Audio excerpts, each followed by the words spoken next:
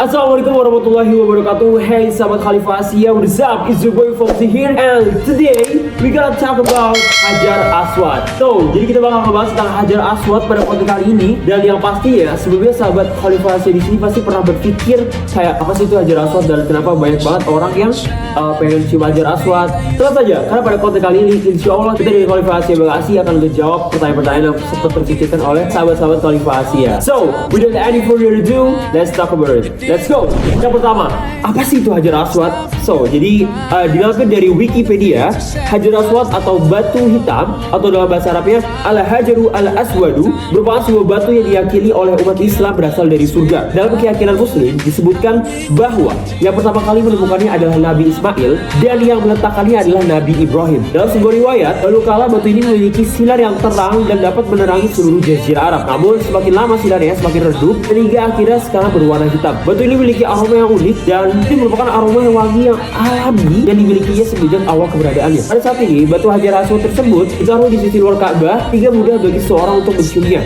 Adapun menjium Hajar Aswad merupakan sunnah Nabi Muhammad SAW dikarenakan Nabi Muhammad SAW selalu menciumnya setiap saat tawaf. So, jadi itu adalah penjelasan sekilas mengenai apa itu Hajar Aswad dan kenapa kita harus mencium ya.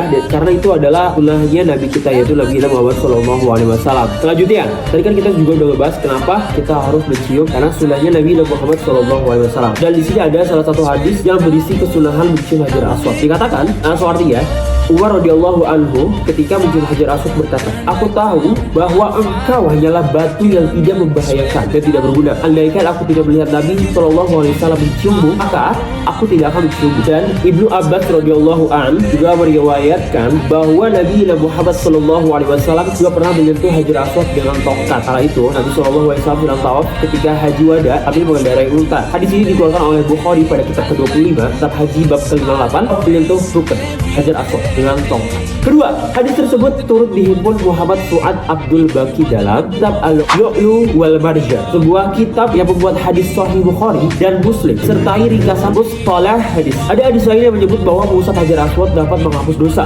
Dalam redaksi lain dikatakan termasuk menciumnya. Diriwayatkan dari Abdullah bin Ubaid bin Umar dari ayahnya, dia berkata, "Sesungguhnya Ibnu Umar pernah merebut berdesak-desakan untuk mendekati dua rukun, Hajar Aswad dan rukun Yamani. Sebelumnya aku tidak pernah melihat seorang pun sahabat Rasulullah SAW yang berdesakan seperti itu. Lantas aku berucap, 'Hai Abdurrahman, mengapa engkau mendekati dua rukun dengan berdesak-desakan seperti itu?' Tidak pernah kulihat seorang pun sahabat Rasulullah SAW yang seperti itu." Dia menjawab, "Aku melakukannya karena mendengar Rasulullah SAW bersabda, sesungguhnya mengusap Hajar Aswad dan rukun Yamani bisa menghapus dosa. Aku juga mendengar beliau bersabda, orang yang melakukan tawaf di Baitullah selama 1 minggu dan menyempurnakannya, halanya sama seperti membebaskan hamba sahaya. Aku mendengar beliau bersabda, tidaklah dia menginjakan satu kaki dan mengangkat yang lainnya kecuali Allah akan menghapus dosanya dan menetapkan kebaikan kepada dirinya." So, jadi itu adalah manfaat mengapa kita harus mencium Hajar Aswad. Pastinya karena